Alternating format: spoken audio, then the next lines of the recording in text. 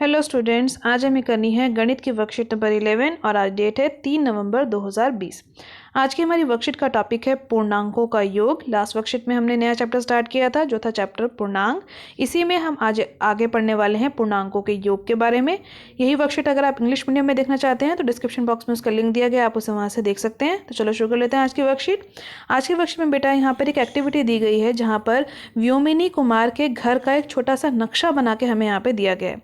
हमें बताया गया है कि भूमि तल से यदि ऊपर की तरफ जाते हैं इसके घर में तो हम छत पर पहुंच जाएंगे, और अगर भूमि तल से यानी ग्राउंड फ्लोर से इन्हीं के घर में हम नीचे की तरफ जाते हैं तो हम गोदाम में पहुंच सकते हैं। इसके लिए सीढ़ियां बनी हुई हैं। आइए छत पर जाने के लिए सीढ़ियों की संख्या को धनात्मक पूर्णांक माने और नीचे जाने गोदाम में जाने वाली सीढ़ियों को एक ऋणात्मक पूर्णांक माने। हमने लास्ट वर्कशीट में पढ़ा था बेटा कि अगर धरातल से यानी ज़मीन से ऊपर का अगर कोई पहाड़ हमें दे रखा है, उसकी ऊंचाई हमें दे रखी है, तो उसको हम एक धनात्मक पूर्णांक यानी जमा का जो पूर्णांक होता था, पॉजिटिव जिसको हम बोलते हैं, वैसे पूर्णांक से दर्शाते थे। और यही अगर कोई गहराई में कोई चीज़ होती थी तो उसको हम नेगेटिव यानी कि ऋणात्मक पूर्णांक से दर्शाते थे। तो यही यहाँ पर बोला गया है कि भूमि तल से यदि ऊपर की तरफ जाना है तो यह दर्शाया जाएगा एक जमा की संख्या से जिसको हम बोलते हैं धनात्मक पूर्णांक। और अगर ये नीचे की तरफ जाया जाएगा, अंदर की तरफ जाया जाएगा, भूमि तल से नीचे की ओर जाया जाएगा, नीचे की सीढ़ियों में जाया जाएगा, तो वो दर्शाया जाएगा ऋणात्मक पूर्णांक से यानी एक नेगेटिव इंटीजर से। और आपको यहाँ पे ये भी बताया गया है कि भूमि तल को निरूपित किया गया है जीरो से, यानी जो भूमि तल है जो उसके घर का ग्राउंड फ्लोर है उसको हमने जीरो मान लिया है, जैसे कि हम संख्या रेखा पर देखते थे। अब इसके बाद बेटा यहाँ पर एक छोटी सी एक्टिविटी करने को बोली गई है, तो चलो स्टार्ट कर लेते हैं हम ये एक्टिविटी। इस एक्टिविटी में देखिए बेटा, सबसे पहले आपको क्या बोला गया कि भूमि तल से 6 सीढ़ी ऊपर चलिए।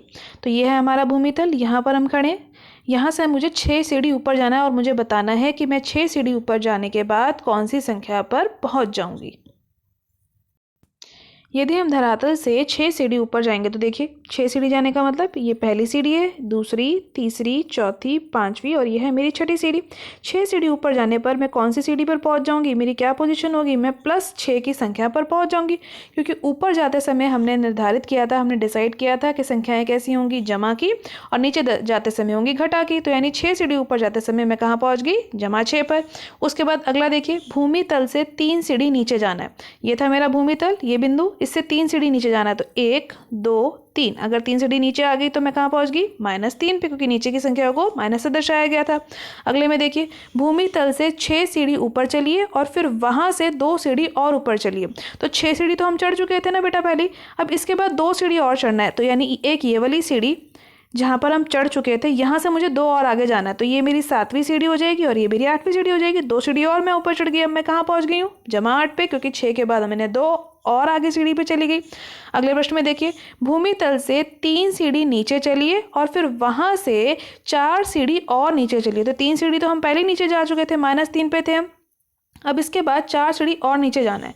और नीचे जाने का मतलब देखिए, ये पहली सीढ़ी, ये दूसरी सीढ़ी, ये तीसरी सीढ़ी और ये चौथी सीढ़ी। 4 सीढ़ी जब हम नीचे और चले जाएंगे तो हम कौन सी संख्या पर आगे, कौन सी सीढ़ी पे आगे, देखिए यहाँ से पढ़ सकते हैं ना, हम आ गए हैं -7 पे। गिन भी सकते हैं हम, देखो गिनो, 1 2 3 4 5 6 और 7। 7वीं सीढ़ी पर आ गए और नीचे की तरफ आए हैं, इसलिए हमने लिख दिया -7। उसके बाद अगला प्रश्न देखिए, अगली एक्टिविटी देखिए क्या बोलेगी कि भूमि तल से 5 सीढ़ी नीचे चलिए और फिर वहाँ से 7 सीढ़ी ऊपर चलिए। तो अब हमें क्या करना है कि भूमि तल से 5 सीढ़ी नीचे जाना है। तो चलो चल लेते हैं पहले, 1 2 3 4 5, यहाँ पर मैं आ गई, 5 सीढ़ी नीचे आ गई। अब उसके बाद मुझे 7 सीढ़ी ऊपर जाना है। अब ऊपर जाने के लिए फिर से क्या करना पड़ेगा, ऊपर जाना है 1 2 3 4 5 6 7। तो 7 सीढ़ी अगर मैं ऊपर आ गई तो मैं कौन सी सीढ़ी पर आ गई, दूसरे नंबर की सीढ़ी पर, यानी जमा 2 पर। इसके बाद अगला प्रश्न आप खुद हल कीजिएगा, देखिएगा कि आप कितना समझ पा रहे हैं कि भूमि तल से आपको 6 सीढ़ी ऊपर जाना है और फिर वहाँ से 11 सीढ़ी नीचे आना है। और कमेंट सेक्शन में मुझे बताइएगा कि आप कहाँ पहुँच गए हैं। इसके बाद हम एक निष्कर्ष देख लेते हैं जो यहाँ नीचे दिया गया है। निष्कर्ष देखिए बेटा क्या बोला गया कि यदि एक धनात्मक पूर्णांक और दूसरा भी अगर धनात्मक पूर्णांक को जोड़ा जाए तो हमें उत्तर में एक धनात्मक पूर्णांक ही मिलता है। तो देखिए पहला जो ये हमने करा था जमा 6, यानी दोनों संख्याएं जब हम आगे बढ़ते हुए गए थे 6 सीढ़ी चढ़ने के बाद जब 2 सीढ़ी हम और ऊपर चढ़े थे तो हम कहाँ पहुंच गए थे, जमा की संख्या पे। तो दोनों जमा की संख्याओं को अगर जोड़ा जाए तो जमा की यानी धनात्मक पूर्णांक ही हमें मिलता है। अगला रूल जो हमने याद रखना है, जो निष्कर्ष यहाँ लिखा हुआ है कि एक ऋणात्मक पूर्णांक हो और एक दोनों ही अगर ऋणात्मक पूर्णांक हो तो हमारा उत्तर भी ऋणात्मक पूर्णांक में ही आता है जोड़ने पर। तो देखिए ऋणात्मक पूर्णांक और ऋणात्मक पूर्णांक को जोड़ने पर उत्तर भी कैसा आया, ऋणात्मक में, यानी घटा में ही आया ना उत्तर। उसके बाद अगर एक धनात्मक हो और एक ऋणात्मक हो, यानी एक जमा की संख्या हो और एक घटा की संख्या हो, जैसे ये लास्ट वाले 2 एग्जाम्पल थे हमारे, एक जमा का था और एक घटा का था, तो हमारा उत्तर किस पर निर्भर करेगा, हमारा उत्तर निर्भर करेगा कि दोनों में से बड़ी संख्या कौन सी है। देखिए यहाँ लिखा है ना, जब धनात्मक पूर्णांक का संख्यात्मक मान ज्यादा होता है तो उसी का चिन्ह हम उत्तर में लगा देते हैं, यानी जमा और घटा की संख्या में जो बड़ा होगा उसी का चिन्ह हम उत्तर में लगा देंगे। इसी प्रकार से हमारा चौथा निष्कर्ष भी है। अब इन निष्कर्ष को समझने के लिए हम नीचे दिए गए जो है वो प्रश्न करेंगे। उससे पहले हम पूर्णांकों को संख्या रेखा पर जोड़ना सीख लेते हैं। संख्या रेखा पर पूर्णांकों को जोड़ने के लिए बेटा पहला उदाहरण देखिए, यहाँ पर क्या दिया गया कि जमा 3 में हमें जमा करना है 4। तो सबसे पहले संख्या रेखा पर देखिए जमा 3 कहाँ है, ये है जमा 3। संख्या रेखा पर जमा 3 में जब भी जमा करना होगा, ये दोनों जो निशान बने हुए दोनों जमा के होंगे, दोनों एक जैसे होंगे, तो हमेशा हमें आगे बढ़ना है। जमा करने के लिए हमें आगे बढ़ना पड़ता है। कितने कदम आगे जाना है, 4 कदम, जो यहाँ दूसरा नंबर लिखा होता है उतने कदम हमें आगे जाना होता है। तो चलो चल लेते हैं, 1 2 3 4। तो हम कौन से अंक पे पहुंच गए, 7 पे, जो कि जमा का था, इसलिए हमारा उत्तर भी क्या आ रहा है, जमा 7। अगला प्रश्न देखिए क्या है, जमा 6 में जब हमें जोड़ना हो घटा 2, जब ये दोनों के दोनों निशान बेटा अलग अलग होंगे, एक जमा का होगा और एक घटा का होगा। तो अभी हमने पढ़ा था कि जमा और घटा का मतलब होता है घटा करना, और घटा का मतलब क्या होता है, किसी चीज़ का कम हो जाना, रह जाना। तो जब भी हम घटा का निशान देखेंगे, जमा और घटा का निशान देखेंगे, तो यानी जो पहला अंक दिया गया होगा उससे पीछे की तरफ आपको जाना है। तो जमा 6 देखिए संख्या रेखा पर कहाँ है, ये है जमा 6। अब मुझे कितने कदम पीछे जाना है, जो यहाँ पर दूसरा अंक दिया है 2, तो 2 अंक पीछे आ जाइए, 1 और 2, हम कहाँ पहुँच गए, जमा 4 पे। तो हमारा उत्तर आ गया जमा 4। अगला प्रश्न देखिए, घटा 2 जमा घटा 5, जमा करना है इसमें से घटा 5 को। अब देखो फिर से 2 चिन्ह एक साथ आ रहे हैं, एक जमा का और एक घटा का। तो जमा घटा जब एक साथ आती है तो क्या करना पड़ता है, घटा करना पड़ता है। और पहले अंक जो यहाँ लिखा होता है सबसे पहले आप उसको संख्या रेखा पर ढूंढते हैं। तो 0 से 2 कदम पीछे जो है, यानी उल्टे हाथ की तरफ हमें -2 मिलेगा। अब -2 के बाद जमा घटा यानी घटा था, मैंने कहा था जब भी हम घटा करते हैं तो हम पीछे जाते हैं। तो -2 से पीछे की तरफ बढ़ना है हमने, कितने कदम बढ़ना है, 5 कदम बढ़ना है पीछे।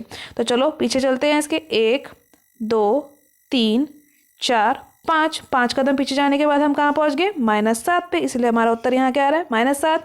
आखिरी प्रश्न देखिए, इसमें संख्या रेखा पर जोड़ने का जो उदाहरण है, -5 में जमा करना है, फिर से लिखा हुआ है जमा 5। अब देखिए यहाँ पर जो दोनों चिन्ह है वो दोनों जमा के हैं, यानी हमें यहाँ पर कोई बदलाव नहीं करना, जमा ही करना है। और जमा करने के लिए कहाँ जाते हैं, आगे की तरफ बढ़ते हैं। तो सबसे पहले मुझे संख्या रेखा पर इस पहले वाले अंक को दर्शाना है। तो -5 जो है संख्या रेखा पर कहाँ है, ये है मेरा -5।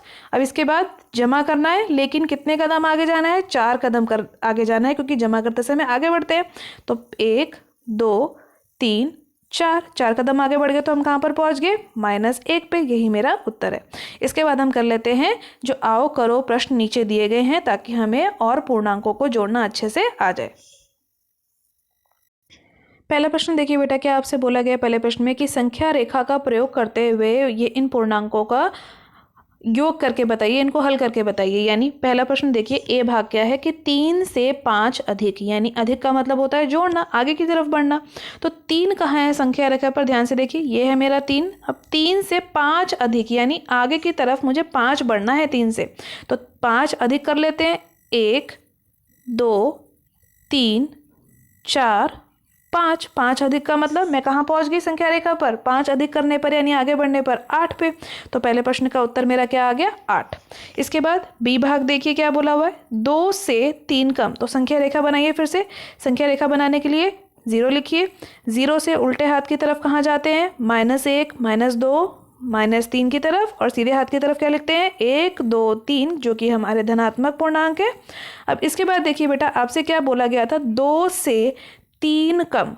अब सबसे पहले जो संख्या लिखी है वहाँ पर हम पहुँच जाते हैं। लिखा था 2, तो 2 है, ये है हमारा। 3 कम करने हैं। कम करने का मतलब मुझे क्या करना है, पीछे की तरफ जाना है, घटाना है, तो 3 कम कर लेते हैं। 1 2 3, 2 से अगर मैंने 3 कम कर दिया तो मैं कहाँ पहुँच गई, -1 पे। तो मेरा उत्तर क्या आ गया, -1। अब इसके बाद सी भाग कर लेते हैं।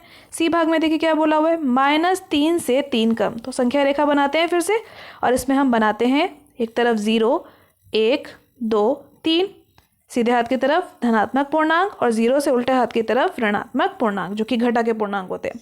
तो क्या लिखा गया है, -3 से 3 कम। तो संख्या रेखा तो हमारी छोटी रहेगी, इसको थोड़ा सा हम बड़ा कर लेते हैं। तो सबसे पहले हमें दर्शाना पड़ेगा -3। संख्या रेखा पर -3 कहाँ है, यह है -3। अब इससे 3 कम करना है। 3 कम करने का मतलब मुझे आगे की तरफ जाना है या पीछे की तरफ जाना है, मुझे जाना है 3 से पीछे की तरफ, क्योंकि कम करने का मतलब होता है पीछे की तरफ बढ़ना। तो 3 कदम हमें पीछे जाना है -3 से। तो चलो स्टार्ट कर लेते हैं। 1 2 3, 3 कदम पीछे आने पर हम कहाँ पहुँच गए, -6 पर। कम था इसलिए हम पीछे आए, और उत्तर हमारा क्या आ गया, -6 सी भाग का। इसके बाद हम शुरू करते हैं प्रश्न नंबर 2। प्रश्न नंबर 2 में आपको बोला गया है निम्नलिखित का योग कीजिए। योग का मतलब क्या होता है, जोड़ना। तो यहाँ पर हमें पूर्णांकों को जोड़ना है, लेकिन संख्या रेखा पर नहीं जोड़ना, यहाँ हमें और तरीके से जोड़ के दिखाना है। तो चलो शुरू कर लेते हैं प्रश्न नंबर 2। प्रश्न नंबर 2 करने के लिए हमें कुछ रूल्स याद रखने हैं बेटा, कि जब भी 2 जमा के निशान एक साथ आएंगे तो वो क्या बन जाएगा, जमा। जब एक जमा और घटा साथ में होगा तो वो बन जाएगा घटा। घटा और जमा साथ में होगी तो भी घटा रहेगी, और अगर 2 घटा के निशान एक साथ आएंगे तो वो बन जाएंगे जमा। ये रूल आपने याद रखने हैं। पहला प्रश्न देखिए क्या बोला हुआ है, निम्नलिखित का योग ज्ञात कीजिए। योग का मतलब जोड़ना है।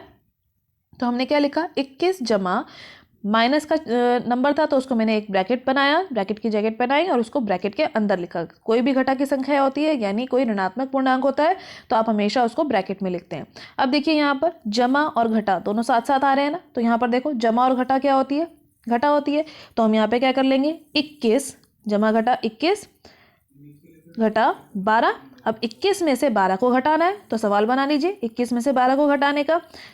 जल्दी घटाइए, 11 में से 2 जाएंगे, क्योंकि 1 में से तो जा नहीं सकता, यहाँ से ले लेगा और ये रह जाएगा 1। 11 में से 2 गया तो 9, और 1 में से 1 गया तो 0। तो यानी हमारा उत्तर आ गया 9। लेकिन हमारा उत्तर यहाँ खत्म नहीं होगा। हम देखेंगे कि दोनों संख्याओं में से 21 में से और 12 में से बड़ा कौन था, बड़ा था 21। 21 के मुंह के आगे कोई निशान नहीं है, यानी जमा का निशान है, तो बड़ी संख्या का निशान हमेशा उत्तर में आपको लगाना है। जैसे आप अपने बड़ों की बात मानते हैं ना, जो आपके पेरेंट्स बोलते हैं आप उसको मानते हैं, इसी तरीके से यहाँ पर जो पूर्णांकों की जमा या घटा की जाती है, तो जो बड़ी संख्या होती है उसी का निशान उत्तर में भी आता है। तो बड़ी संख्या थी 21, इसके सामने कोई निशान नहीं था, यानी जमा का निशान था, इसीलिए 9 के आगे हमने क्या निशान लगा दिया, जमा का। इसके बाद हम कर लेते हैं बी भाग। बी भाग देखिए, इसमें क्या बोला गया, -25 एंड -61, यानी इन दोनों को आपको जोड़ के बताना है। तो दोनों ही संख्याएं माइनस की है, तो देखो मैंने दोनों को ब्रैकेट की जैकेट पहनाई है, और योग करना था इसीलिए दोनों को ब्रैकेट पहनाने के बाद बीच में जमा का निशान आ गया। अब देखिए ध्यान से, -25 के पहले यानी इसके यहाँ पर कोई निशान नहीं है, तो इसका सिर्फ अपना निशान है -25। तो जब ये ब्रैकेट से बाहर आएगा तो ये -25 रह जाएगा। अब यहाँ पर 2 चिन्ह एक साथ है, जमा और घटा। अभी आपने पढ़ा था जमा और घटा जब साथ में होते हैं तो क्या बना देते हैं, घटा। तो यानी ये क्या हो जाएगी, घटा का निशान लिख देंगे, घटा 61। अब इसके बाद ध्यान से देखिए, दोनों ही संख्याएं घटा की हैं। जब दोनों ही संख्याएं घटा की होती है तो हमें क्या करना होता है, जमा। तो यानी हमें क्या करना है, 25 को और 61 को जमा कर देना है, लेकिन यहाँ पर लिख के नहीं दिखाना, आप साइड में ऐसा सवाल बना लीजिए।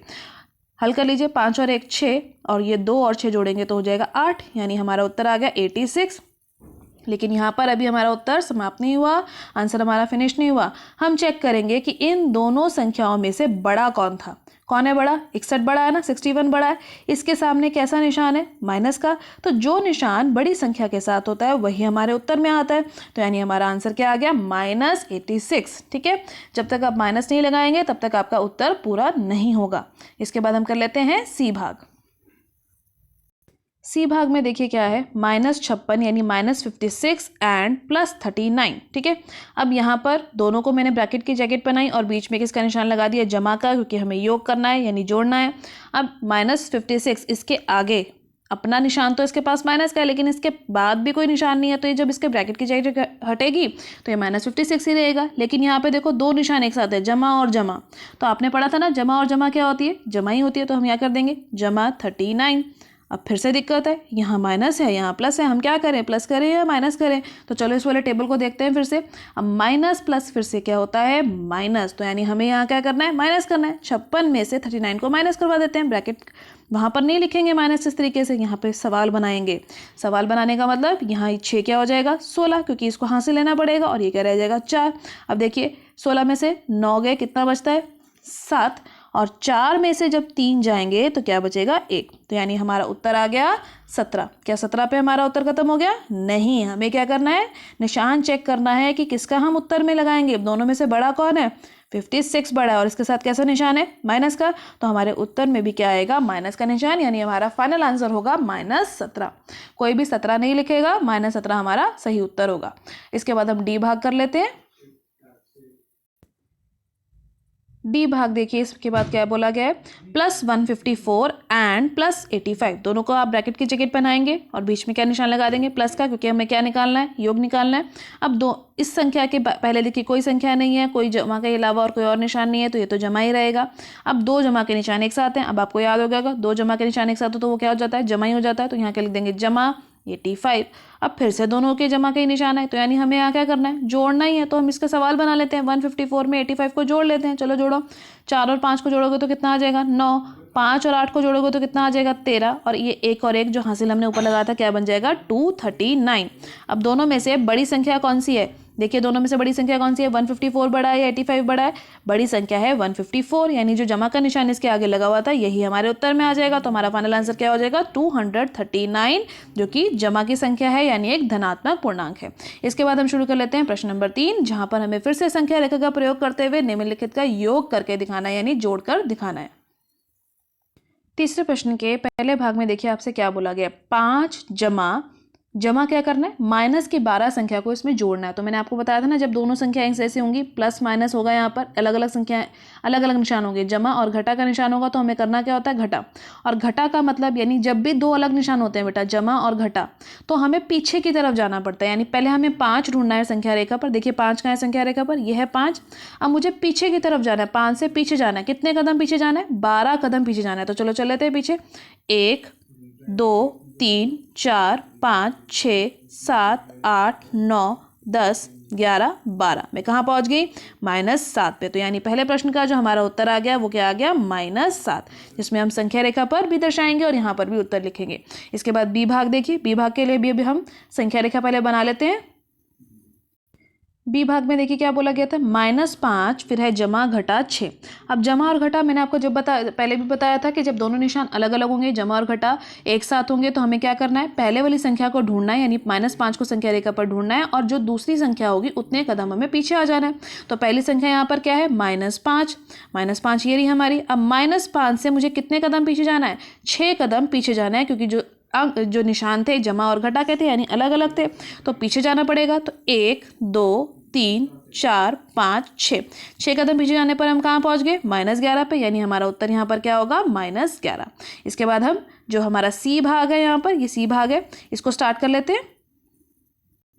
सी भाग में देखिए क्या बोला गया है, जमा 7 में जमा करना है, यानी एक धनात्मक पूर्णांक जो 7 है उसमें मुझे जमा करना है ऋणात्मक पूर्णांक 7 को, यानी जमा घटा देखो फिर से अलग अलग निशान हो गए, अलग अलग निशान होते हैं, हमें क्या करना है, जो पहली संख्या दे रखी थी उसको ढूंढना है संख्या रेखा पर। संख्या है जमा 7, तो जमा 7 ये रहा। अब दूसरी संख्या क्या थी, -7। अब दोनों निशान अलग अलग थे, एक जमा का था एक घटा का, तो यानी हम पीछे जाना है, कितने कदम पीछे जाना है, 7 कदम पीछे जाना है, जो कि ये दूसरे ब्रैकेट में लिखा हुआ है। तो चलो 7 कदम पीछे चल लेते हैं, 1 2 3 4 5 6 7। तो हम कहाँ आ गए, 0 पे आ गए, तो हमारा उत्तर क्या हो जाएगा यहाँ पे 0। बेटा जब तक ये दोनों के दोनों निशान एक जैसे नहीं होंगे तब तक हम आगे नहीं बढ़ सकते। जैसे अगले प्रश्न में देखिए, जमा 3 में जमा करना है जमा 1। अब देखो यहाँ पर जो दोनों निशान है जमा जमा एक जैसे निशान है ना, जब ये एक जैसे निशान होंगे तभी हम आगे की तरफ बढ़ेंगे। तो सबसे पहले अब हमें क्या ढूंढना है संख्या रेखा पर, यही वाला 3। तो 3 कहाँ पर है, ये रहा। अब आगे बढ़ना है, कितने कदम आगे बढ़ना है, जो दूसरे ब्रैकेट में संख्या लिखी गई है कितने कदम है, 1 कदम। तो 1 कदम आगे बढ़ने पर हम कहाँ पहुँच जाते हैं, 4 पे। तो यानी अगले प्रश्न का हमारा उत्तर क्या हो जाएगा 4, जो कि एक धनात्मक पूर्णांक है। आज के वर्कशीट में आपने पूर्णांकों को जोड़ना सीखा, यानी उनका योग निकालना सीखा। इनकी प्रैक्टिस कीजिए। एनसीईआरटी में और भी इससे रिलेटेड क्वेश्चन है, उन सब की भी आप प्रैक्टिस जरूर कीजिए। आज की वर्कशीट का काम जल्दी फिनिश कीजिए, फोटो क्लिक कीजिए, अपने सब्जेक्ट टीचर को सेंड कीजिए। आज की वर्कशीट की वीडियो अच्छी लगी हो तो लाइक और शेयर करना मत भूलिएगा। चैनल पे पहली बार आए हैं तो चैनल को सब्सक्राइब कर लीजिए ताकि आपको आने वाली वीडियो की नोटिफिकेशन टाइम से मिल सके। Thank you for watching students.